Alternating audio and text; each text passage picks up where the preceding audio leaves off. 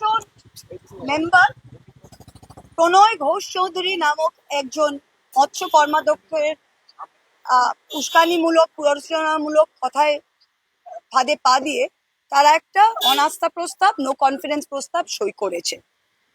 আজকে কি দেখা গেছে? আজকে দেখা গেছে যে সেই একই প্রণয় ঘোষ চৌধুরী 40 লাখ টাকা কোনো একজন মহিলাকে দিয়েছেন যার সাথে তার সম্পর্ক ছিল, তাকে তৃণমূল কংগ্রেস থেকে পলাশীপাড়ার বিধানসভার টিকিট দেওয়ার জন্য।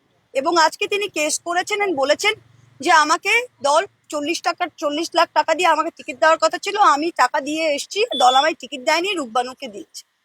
তো আমি বলতে চাই যে যেই মানুষ 1.5 মাস আগে বা 2 মাস আগে 40 লাখ টাকা দিয়ে তৃণমূল কংগ্রেসের টিকিট দেওয়ার এতই আগ্রহী ছিলেন, আর অবভিয়াসলি তৃণমূল কংগ্রেস টাকা নিয়ে টিকিট দেয় না, কারণ তাকে দেয়নি, এবং রূপবানুর রহমানকে টিকিটটা দিয়েছিল এবং সে জিতেছিল, সেই মানুষটার আজকে সে বলছে যে না আমি যে সভাধিপতি হব, আর সবাইকে টোপ দিচ্ছে। যেই মহিলা নাম্বার 2, আমি নামও নেব না, ভৌমিক সাহা, যিনি নাজিরপুর থেকে দাঁড়িয়েছেন, তিনি আজকে সব্যসাচী দত্তর সাথে 4 কোটি না কত কোটি সোনা তার বাড়ি থেকে আজকে উদ্ধার হচ্ছে। তিনি হচ্ছেন সেকেন্ড নাটের গুরু। আরেকজন হচ্ছে যে আমাদের প্রাক্তন রানাঘাট সাইডের প্রেসিডেন্ট, যিনি নির্বাচিত হয়েছেন তৃণমূল কংগ্রেসের সিম্বলে এবং পূর্ত কর্মাধ্যক্ষ, এবং গতকাল তাকে মুখ লুকিয়ে নোভোটেল হোটেলে ঋতব্রতদের সাথে দেখা গিয়েছে। তা আমি বাকি 24 জনকে বলছি, শিলা, লিলুফার, আপনাদের বেতুয়া মার্কেটে 3টে ঘর বাকি আছে, তা আপনাদের বলেছে তুহি যে সেগুলো দিয়ে দেবে। রেঞ্জার হালসানা, আপনি ফোনে বলেছেন যে করিমপুরের 8 জন যে আছে তাদের 10-10 লাখ টাকা তারা যদি পায় তারা উঠিয়ে নেবে। করিমপুরের অনুভা বলেছে 6% ভাগ, আমার কাছে রেকর্ডিং আছে, 6% ভাগ তিনি বলেছেন যে মমতা ব্যানার্জি কংগ্রেসে গেলে আমি তার সাথে কংগ্রেসে যাব। অনুভা ম্যাডাম, মমতা ব্যানার্জি কোনদিন কংগ্রেসে যাবেন না, যদি জানো আপনাকে দেবেন না, ঠিক আছে?